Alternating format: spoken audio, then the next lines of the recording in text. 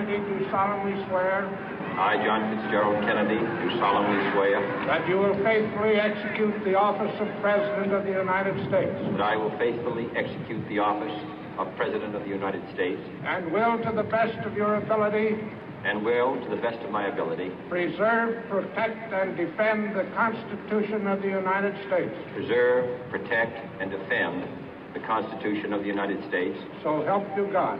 So help me God.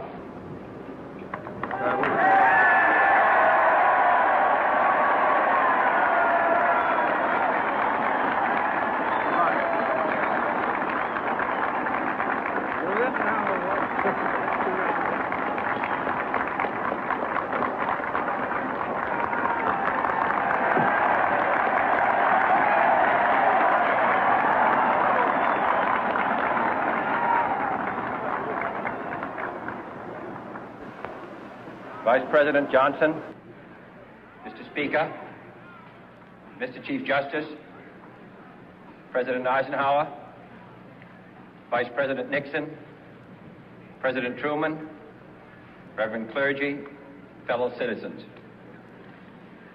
We observe today not a victory of party, but a celebration of freedom, symbolizing an end as well as a beginning, signifying renewal as well as change.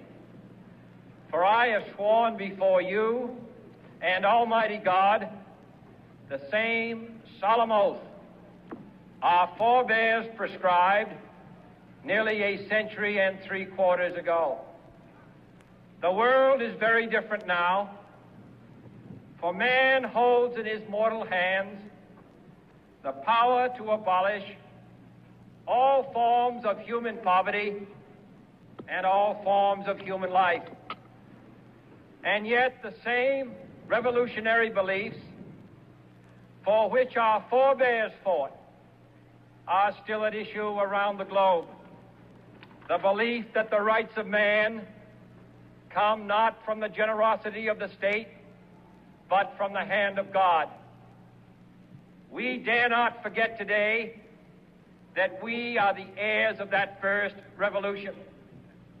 Let the word go forth from this time and place to friend and foe alike that the torch has been passed to a new generation of Americans born in this century, tempered by war, disciplined by a hard and bitter peace, proud of our ancient heritage, and unwilling to witness or permit the slow undoing of those human rights to which this nation has always been committed and to which we are committed today at home and around the world.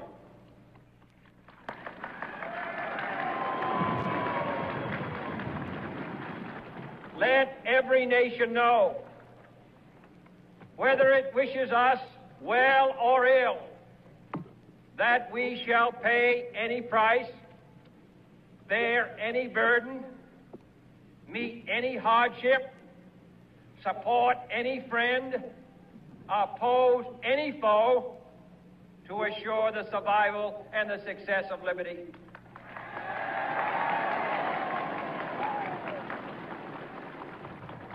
This much we pledge and more.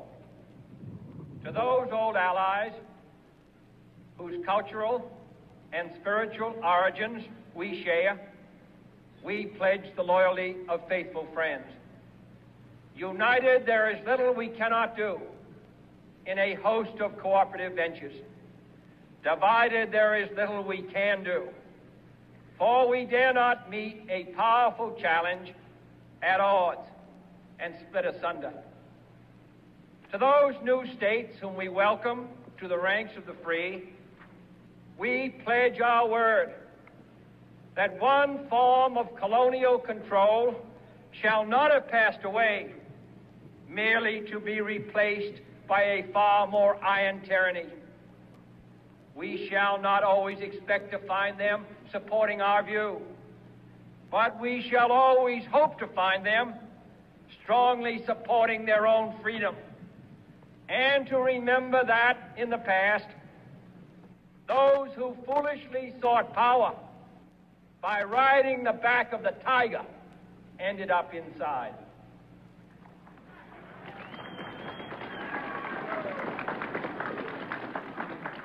To those people in the huts and villages of half the globe struggling to break the bonds of mass misery, we pledge our best efforts to help them help themselves for whatever period is required, not because the communists may be doing it, not because we seek their votes, but because it is right.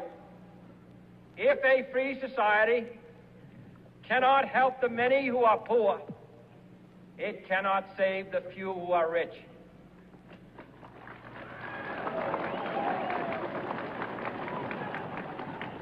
To our sister republics south of our border, we offer a special pledge to convert our good words into good deeds, in a new alliance for progress, to assist free men and free governments in casting off the chains of poverty.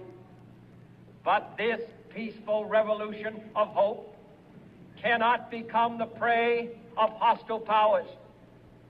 Let all our neighbors know that we shall join with them to oppose aggression or subversion anywhere in the Americas.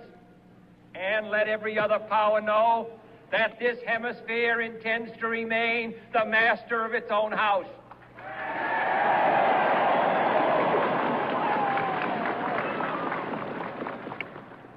To that World Assembly of Sovereign States, the United Nations, our last best hope, in an age where the instruments of war have far outpaced the instruments of peace, we renew our pledge of support to prevent it from becoming merely a forum for invective, to strengthen its shield of the new and the weak, and to enlarge the area in which its writ may run. Finally, to those nations who would make themselves our adversary, we offer not a pledge, but a request that both sides begin anew the quest for peace. Before the dark powers of destruction, unleashed by science, engulf all humanity in planned or accidental self-destruction. We dare not tempt them with weakness, for only when our arms are sufficient beyond doubt can we be certain beyond doubt that they will never be employed. But neither can two great and powerful groups of nations take comfort from our present course, both sides overburdened by the cost of modern weapons, both rightly alarmed by the steady spread of the deadly atom, yet both racing to alter that uncertain balance of terror that stays the hand of mankind's final war. So let us begin anew, remembering on both sides that civility is not a sign of weakness, and sincerity is always subject to proof. Let us never negotiate out of fear, but let us never fear to negotiate.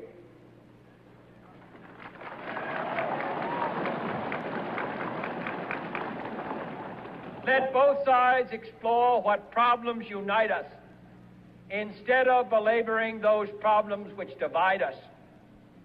Let both sides, for the first time, formulate serious and precise proposals for the inspection and control of arms, and bring the absolute power to destroy other nations under the absolute control of all nations.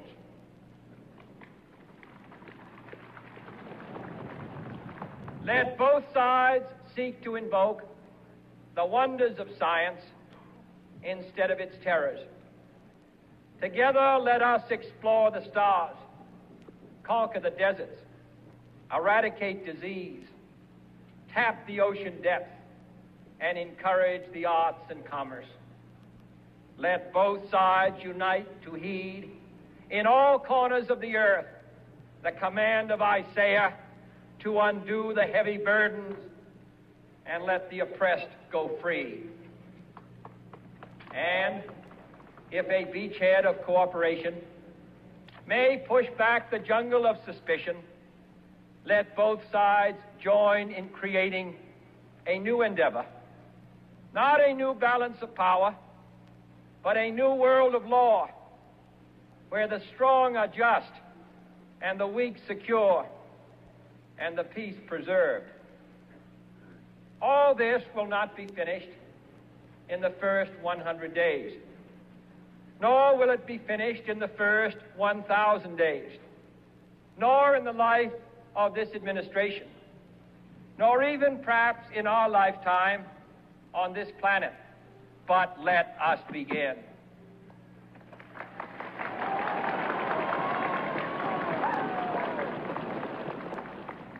In your hands, my fellow citizens, more than mine, will rest the final success or failure of our course. Since this country was founded, each generation of Americans has been summoned to give testimony to its national loyalty. The graves of young Americans who answered the call to service surround the globe. Now the trumpet summons us again, not as a call to bear arms, though arms we need, not as a call to battle, though in battle we are, but a call to bear the burden of a long twilight struggle, year in and year out, rejoicing in hope, patient in tribulation, a struggle against the common enemies of man, tyranny, poverty, disease, and war itself. Can we forge against these enemies a grand and global alliance, North and South, East and West, that can assure a more fruitful life for all mankind? Will you join in that historic effort?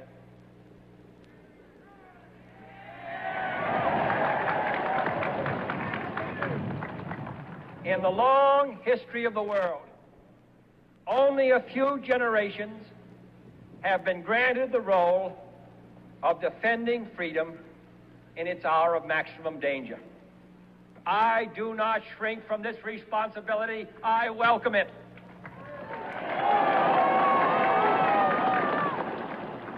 I do not believe that any of us would exchange places with any other people or any other generation. The energy, the faith, the devotion which we bring to this endeavor will light our country and all who serve it. And the glow from that fire can truly light the world. And so, my fellow Americans, ask not what your country can do for you. Ask what you can do for your country.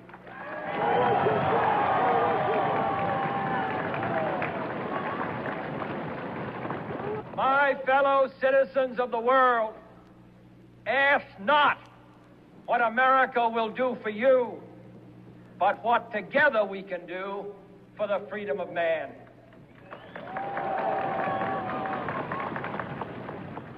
Finally, whether you are citizens of America or citizens of the world, ask of us here the same high standards of strength and sacrifice which we ask of you.